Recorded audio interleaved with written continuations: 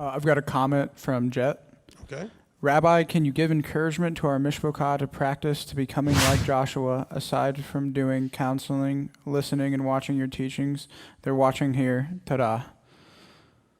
Okay. Look, all I can encourage you is, Paul tells us about the fivefold in Ephesians 4. Find some of those people that look like that's what they are, and then try it. Taste of it. The only way you're really going to know is to go ahead and taste of it. You know, even when they spied out the land, Joshua and Caleb came back and said, it's exactly what Yahweh said. There's a land flowing with milk and honey. Look at the size of the bundle of grapes we brought back. Now, of course, yeah, there's big walls and giants and all these other problems, but no, it's what Yahweh said. Well, Yahweh will handle the problems.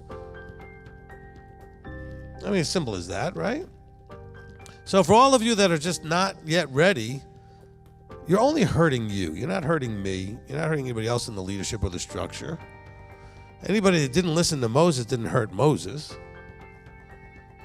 Anybody that didn't listen to Yeshua didn't hurt Yeshua. Anybody that didn't listen to any apostle, any prophet, anybody didn't hurt the prophet or whatever. They hurt themselves.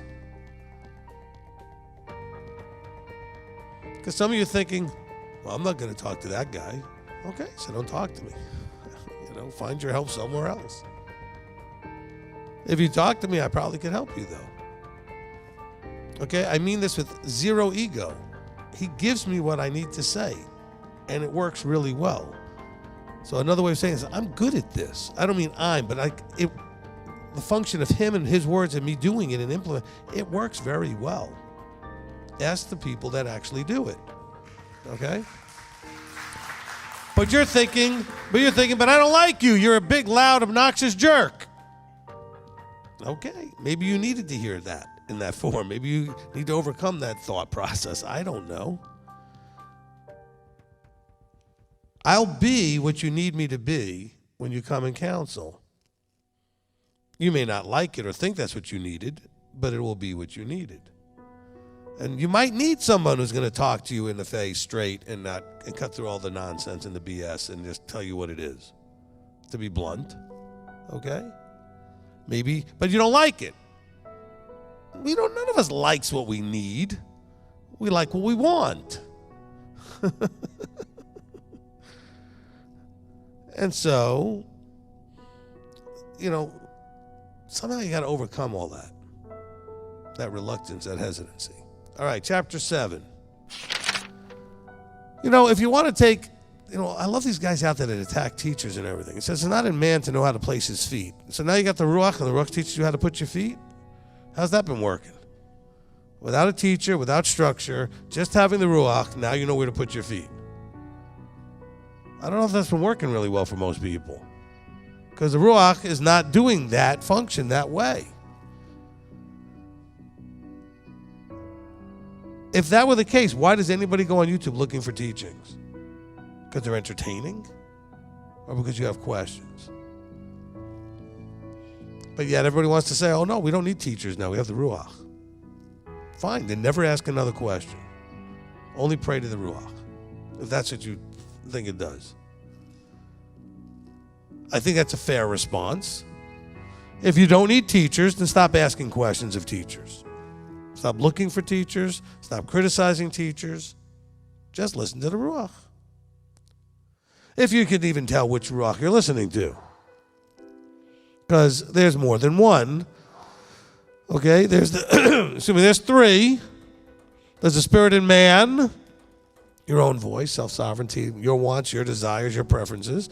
Spirit of Hasatan, and then the spirit of Elohim. They all project themselves as the same. Each one is claiming to be Yahweh. When you talk to yourself, you try to convince yourself you're Yahweh. When Hasatan talks, he tries to convince you he's Yahweh. Not like you're trying to convince yourself, I'm Yahweh. You're trying to convince yourself that voice is his voice when it's your voice, because it supports you doing what you want. And Hasatan's really just encouraging you to do what you want. So his voice sings in harmony. So you got a two-part harmony between you and him, saying basically the same thing. Yeah, go for it. You want to do what you want to do. Don't let anybody push you around. And then Hasatan and you are doing this two-part harmony. Yahweh's just sitting back waiting for you guys to shut up so he can talk to you. But yet, this is where we're at. Oh, but the Ruach just teaches me everything. Well, good. Our Messiah, what did he do in his walk in his life? He gathered together men that he taught how to teach. Why would you waste your time with that if you know you're going to die and send everybody the Ruach? That seems kind of dumb. He trained, and then the last thing he told them to do was go out there and find others that want to be trained, that have anointings and gifts that you can teach them so they can do what you're doing, so that there will be teachers going generationally down through time. Yeshua was obviously confused, because after all, we're going to have the Ruach, so why would you waste his time with all that? There is a structure. Paul talks about the different roles in the structure. In Ephesians 4, the fivefold ministry, that's part of the structure. It's not the end-all, be-all, but it's certainly a part of it. And we sit here with our brilliant audacity, self-sovereign genius saying, I don't need anybody. Nobody needs a teacher, but listen to me. That's my favorite hypocrisy.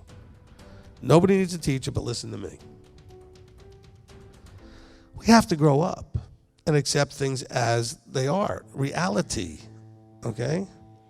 And the reality is, you know, the best at anything in the world, they have coaches. The richest, highest paid athletes, artists, singers, musicians, all have coaches. And you think you, trying to run your life, even though you're not one of these high-end people, that you don't need help. The highest-end people get help and don't think they've arrived. They're always working on their craft. And if your craft is to be a husband and a father or a wife and a mother or whatever your role is, you need to be working on that. And you probably need a coach. Someone to encourage you and to help you do it the best way you can. And, you know, the one who can look at you like a coach does and say, you know what, to the quarterback, when you're going back, you're dropping your arm, you're not bringing it up where it needs to be. Because they're seeing and they're observing and they have that talent and skill to identify a problem and have you fix it. The next thing you know, you go back and you realize, oh no, I got to lift it up a little higher. And then all of a sudden everything works better. Same thing could be in your relationship. Well, you know, if you talk to your wife a little nicer, if you talk to your husband a little different way, if you show a little bit more respect, if you do a little bit more caring, I can teach you all these things by looking at what you're doing and saying, that's probably where some of the problem is. Let's fix that.